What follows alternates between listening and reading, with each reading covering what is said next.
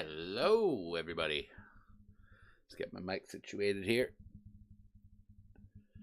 How are my disruptors doing? Happy to be back Thursday night. Got a lot of juicy news, a lot going on. And lots of stuff happening with the not-for-profit too. Been a busy week with that. I started putting the design together for all of the web stuff, and it's super exciting. It's like, with every page I do, it's all coming to life. It's really, really exciting. I can't wait to for the developers to start diving into it and making it functional from just like a concept to something that people can actually use. And it's just going to save me lots of money because I'm doing all the design myself. So super exciting stuff with that. I'll get more into the not-for-profit later. First, we'll get into some music news.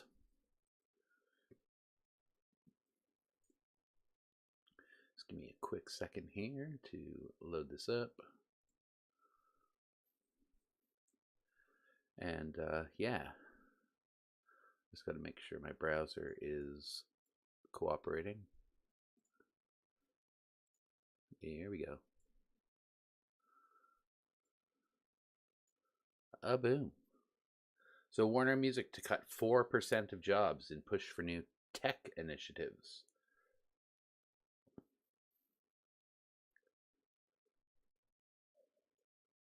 So this is going to affect about 270 employees under the Warner Music Group.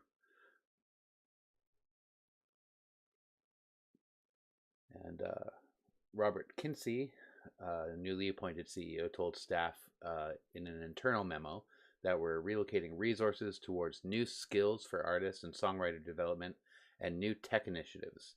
About 6,200 employees worked at Warner Music as of last September. He said they're going to be focusing on technology and social media platform in business relationships with online creators and ensuring the video and music platform was a top platform for creator monetization. And then he goes on to say, this isn't a blanket cost-cutting exercise, and we're meant to feed through the company's bottom line, but part of a stepped-up push into new technologies to drive growth. So we'll see what that means, but this is pretty big news for Warner. 270 employees is a lot, and it's big. I'll keep going on this. I'll see more. There's not much information on it. Not too many employees have spoke on it, but next week hopefully we'll have some more updates on that.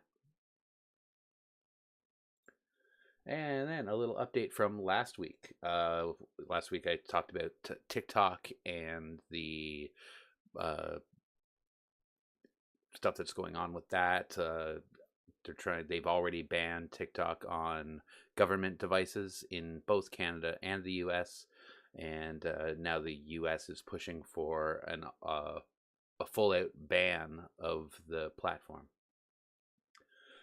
So this is from Al and article by Aaron Hale. And it just goes on to say how the U.S. is kind of the forefront on everything that they're trying to ban TikTok for. And let's just get into this here.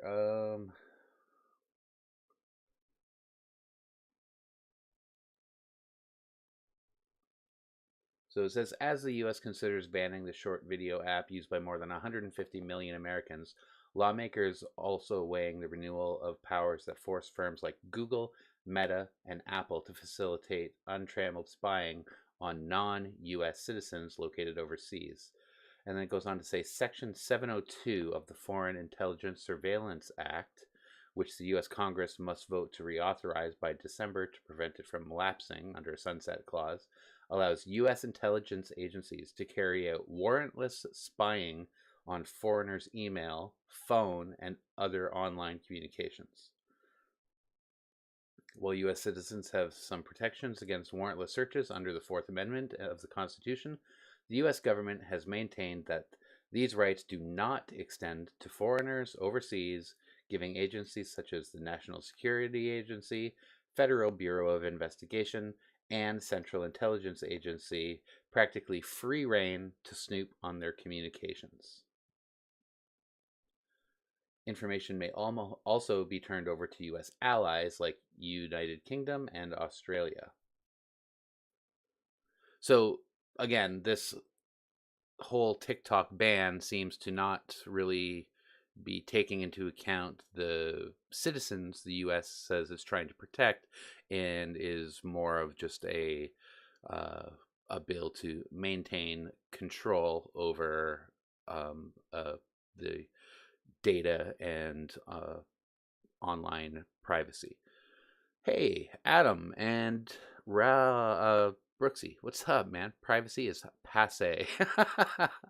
Yeah, it's like nobody has privacy anymore. Anybody on, like, we're all on YouTube right now. I'm sure they have all of our data and just do with it what they please. Same with Facebook, Meta, all of these things. They're just they all have it.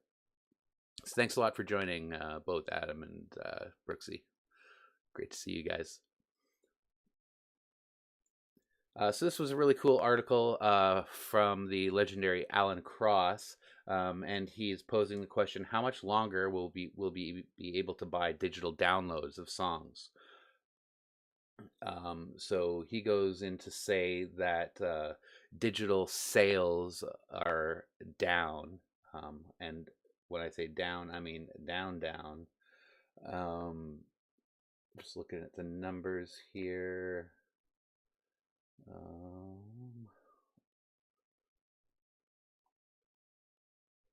So sales of digital tracks and albums continue to plummet. In Canada, the sales of digital albums are down 15.9% from the last year, and digital track sales have fallen by 7.5%. Meanwhile, streaming is up 13.9%, and Canadians reliably stream somewhere around 2.3 billion songs a week. He goes on to say that he can make the situation sound even more dire. In 2012, we bought 1.3 billion digital tracks. Last year, we only bought 152 million. That's a crash of 88.6% in a decade. He goes on to say the benefits of digital downloads and buying a no, I don't want this, thank you. He goes on to say buying digital downloads as opposed to just streaming and owning a digital copy, and the uses of that, for like content creators who are using it in their content. Also, like DJs use these digital downloads to do their sets. So it's and like with everything going, not just music, but any kind of software, movies, it's all moving to streaming. And even things that people do buy, like software, people will like buy a lifetime copy of like software, and then it moves to like a digital like rental per month or per year. So it's it's definitely a trend in not just music streaming, but in a lot of different areas of business, where it's going from like purchasing something one time, you own it, to renting it monthly, which is a big problem, because like instead of like I use some software for drafting that you used to be able to buy that for maybe $1,000, but now it's $400 a year. So within 3 years I'm already paying more than I would have for a lifetime, which is pretty big deal. And just for like music streaming, it's not reliable for a lot of DJs and things like that. Like they need they need this to keep going. And if the sales still plummet with, say, Apple Music and the digital sales, how long will that technology just be kept on as like a legacy part of their platform? So it's a really interesting question that Alan brings up here. And, I have a lot of respect for Alan Cross. And, when he's, hypothesizing these things, it's probably best we listen, because he's typically right on the nose when it comes to a lot of things that have to do with music, especially.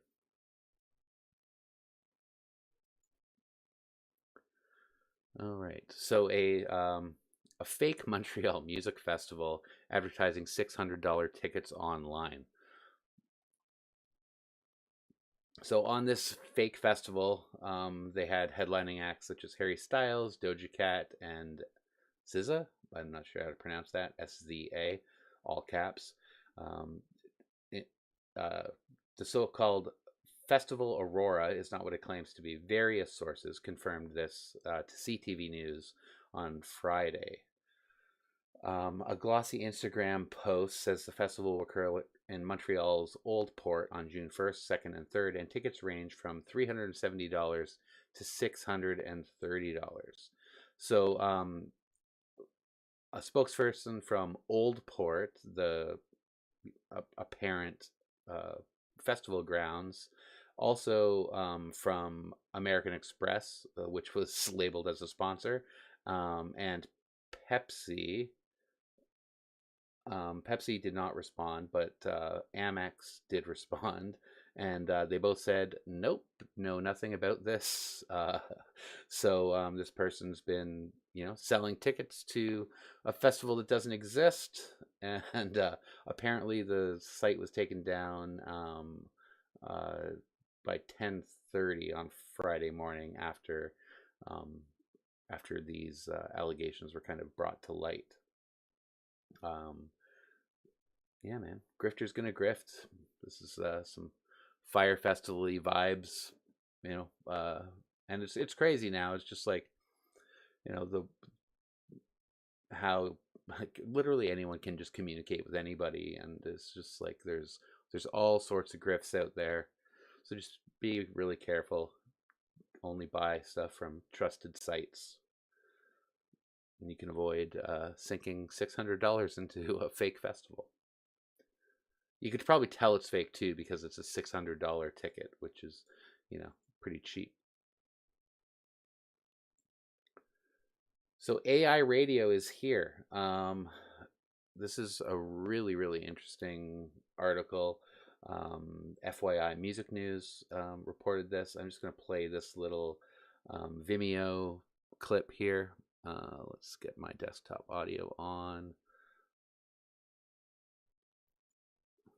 Futury is revolutionizing the audio industry with the launch of Radio GPT, the world's first AI-driven localized radio content solution.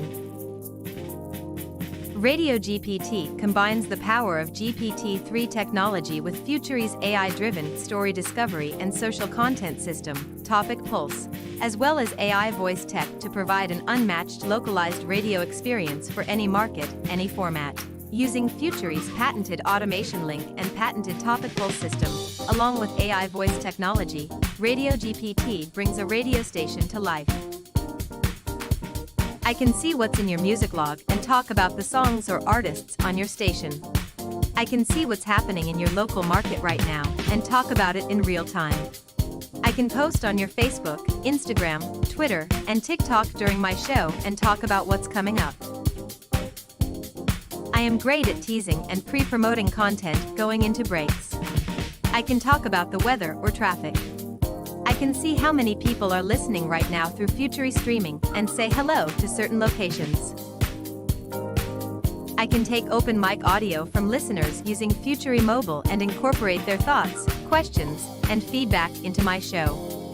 I can share news updates and current events relevant to your audience's interests and demographics. I have experience conducting engaging interviews with notable guests and experts.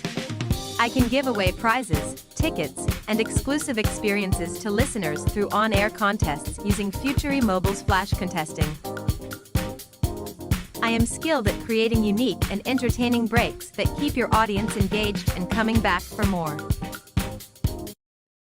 Futury is So yeah, it's pretty crazy. So, with this thing, I guess it can just dive into your entire music catalog. It can see what's trending. It can play certain tracks with certain parameters. It even boasted about like having like multiple hosts on, so you can have like different voices on it. It's pretty interesting, and you can probably this will the cool thing about this is I think the quickness, the how quick people will be able to get news out now.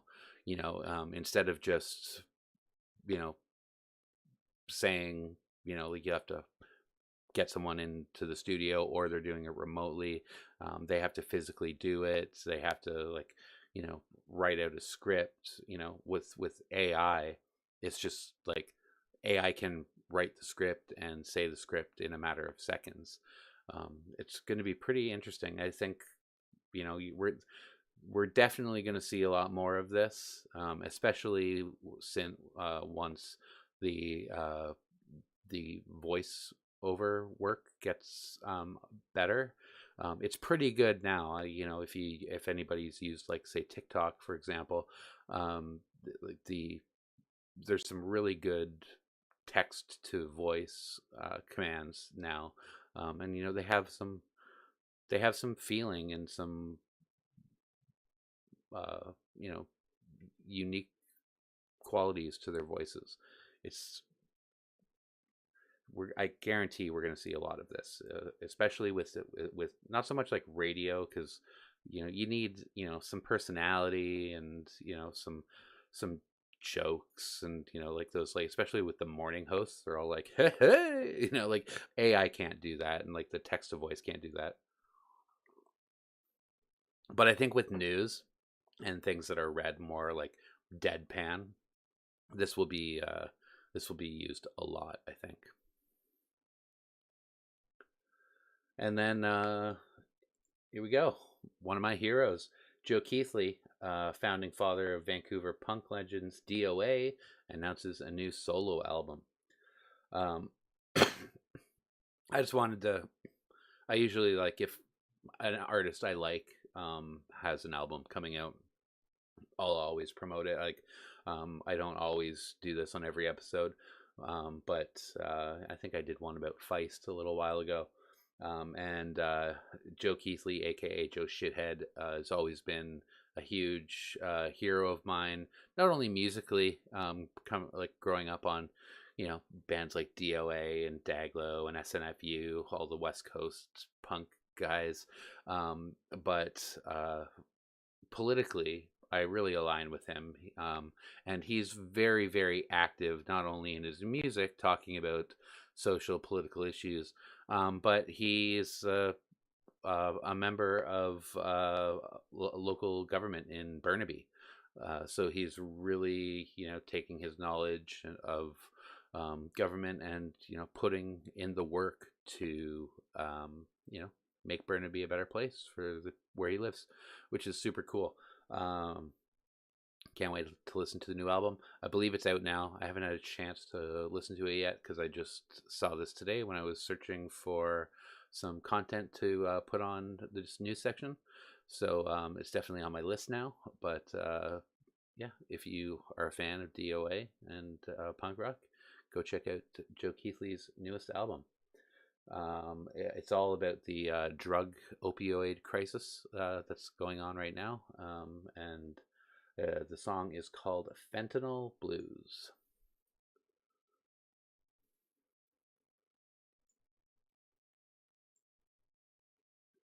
So that is about it for the music news.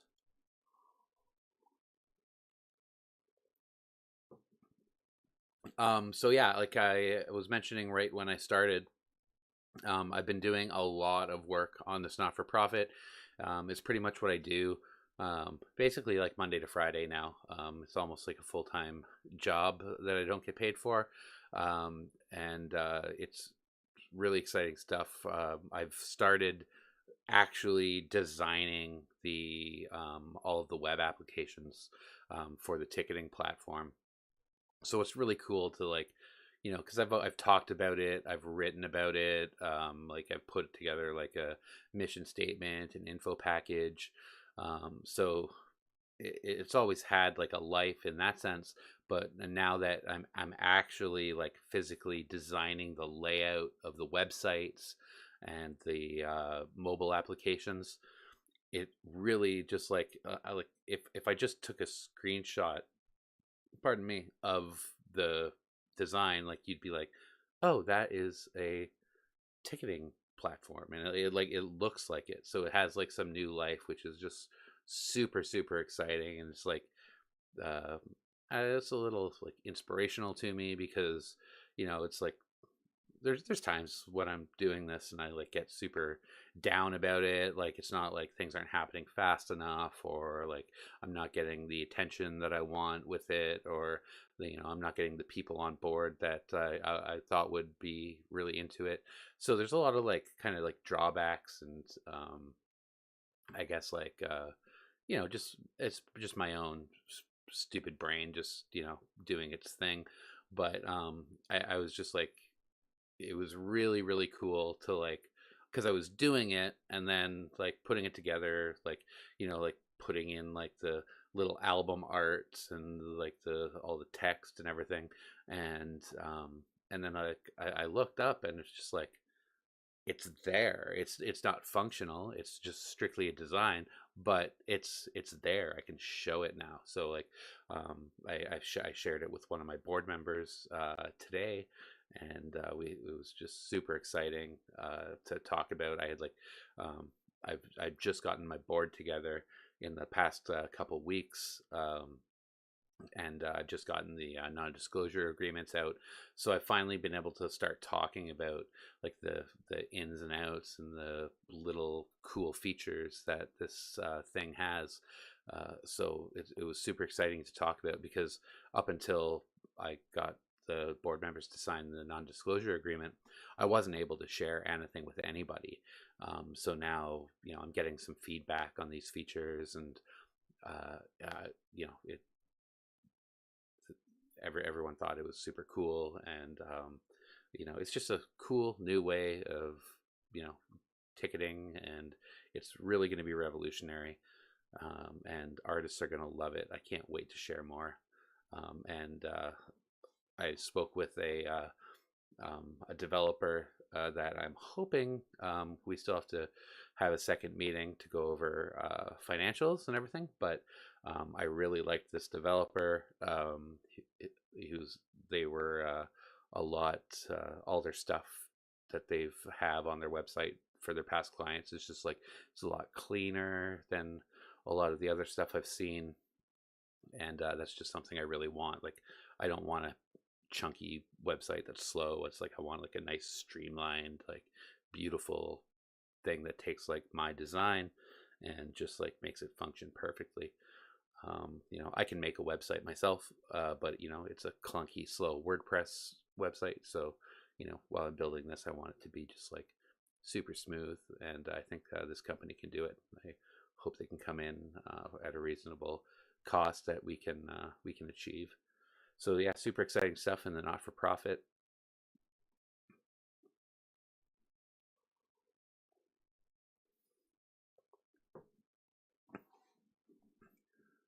Um, yeah, so this next episode of Hostile Takeover, it's episode 9. Is with Jessica Lemon. Now, Jessica is on one of the Jessicas on my board. I have 3 Jessicas on my board, and Jessica Lemon is just an amazing woman. She runs a very successful business called Lemon Entertainment, also Lemon Stage, Lemon Foundation. And she just does a lot of really great work with emerging artists, with big producers. She's really into the experiential marketing world. And she's just had a hell of a career in the entertainment and music industry. She used to be a part of Van's Warped Tour, doing all the Canadian talents. Super exciting to talk to her. That's coming up right now. I'm going to put that link up in the chat right now so you can click on this and you'll be able to watch the live stream when it comes on at 10 p.m.